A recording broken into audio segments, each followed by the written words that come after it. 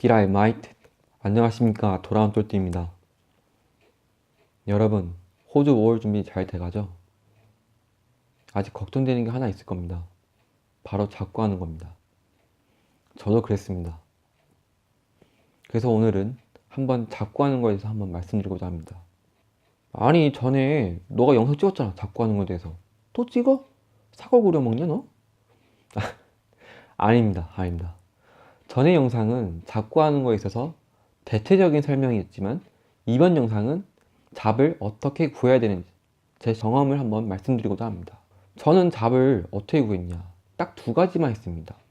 제 성공 사례로만 말씀드리겠습니다. 첫 번째, 인터넷에선 바로 이제 직업 사이트가 있고, 그 다음에 자기가 원하는 사업체의 사이트가 있습니다.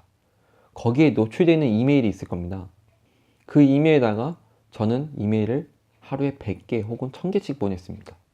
그리고 언제 보냈냐? 그 사업체가 근무 시작하는 시간대에 보냈습니다. 보통 사업체가 새벽 5시 혹은 새벽 6시에 시작했으니까 그쯤에 보냈던 걸로 기억합니다. 근데 왜 이렇게 많이 보냈냐? 여러분만 지원한 게 아닙니다. 다른 분들도 지원을 했을 겁니다. 그러다 보니까 수많은 이메일이 있습니다. 그 이메일 중에서 본인의 이메일이 노출될 거라고 생각한다면 조금 오산이겠죠.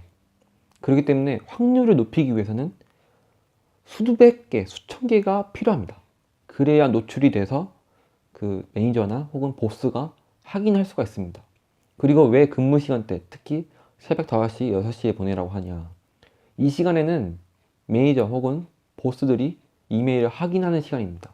근무가 시작했는데 바로 무슨 몸을 써서 일하는 게 아니라 이메일을 확인을 해야 되겠지 않겠습니까? 오늘의 오퍼나 오늘의 뭐 해야 될 일들을 이제 이메일로 보고를 한다든지 이렇게 해야 하기 때문에 이메일을 확인할 수밖에 없습니다. 그래서 이 시간대 이메일을 수백 개, 수천 개를 보내라는 겁니다. 확률적으로 볼 수밖에 없는 시간대와 많은 이메일이기 때문에 매니저나 보스가 주의 깊게 볼 수가 있습니다. 레주메의 깊이 차이가 아닙니다. 네. 그래서 저는 이렇게 해서 연락을 받은 적이 있습니다. 두 번째, 잡헌팅.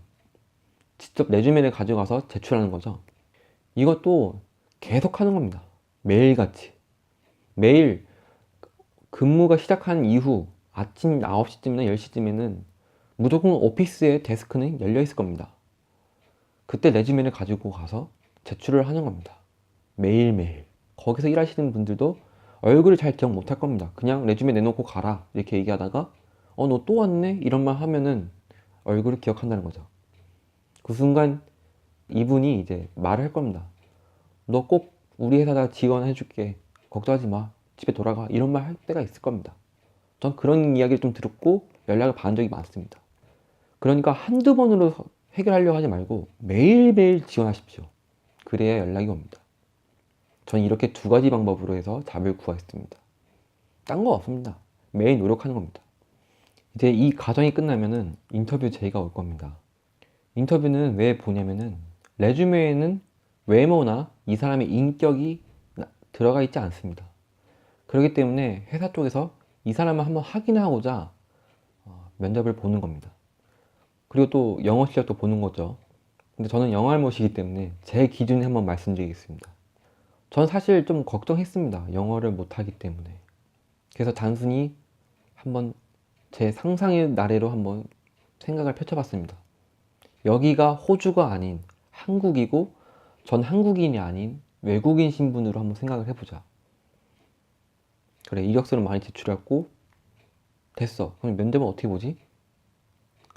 생각을 해보니까 외국인인데 한국어를 잘할까? 한국어 엄청 잘할까? 아니, 연락까지 받았는데 한국어 엄청 잘할까?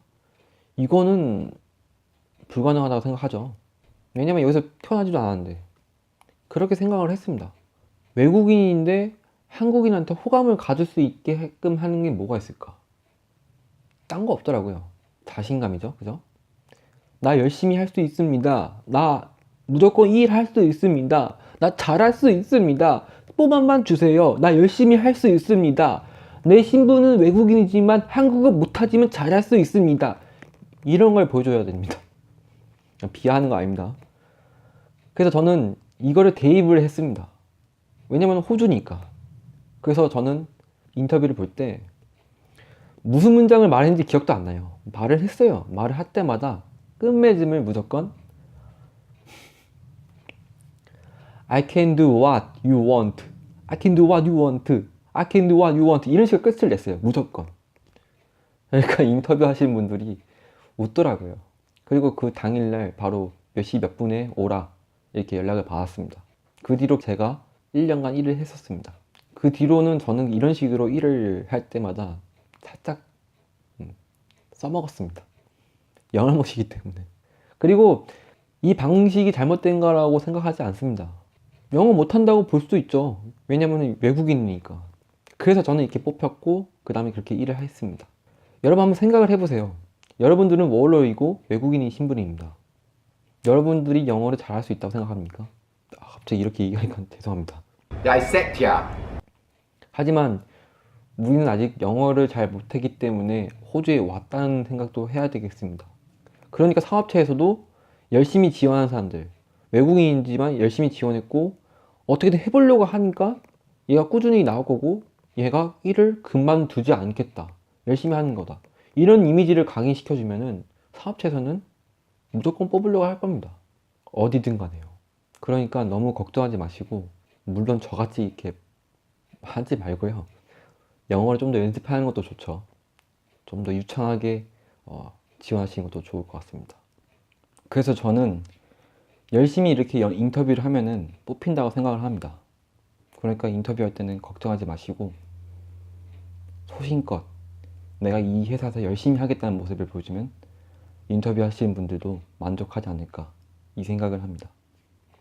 오늘의 요약은 레주메를 제출할 때는 한 번이 아니라 매일같이 여러 번 제출을 해야 된다. 그리고 인터뷰할 때는 영어 못해도 상관없다. 자신감 있게 내가 이 회사에서 열심히 하겠다는 모습을 보여줘야 된다. 이 두 가지가 되겠습니다. 꼭 저처럼 영어를 못할 필요는 없고요. 영어를 더 잘하셔서 유창하게 하시는 게 더 나을 수도 있을 겁니다. 오늘 영상은 여기까지고요. 다음에 또 다른 주제로 찾아오겠습니다. 그럼 see ya. 바이바이.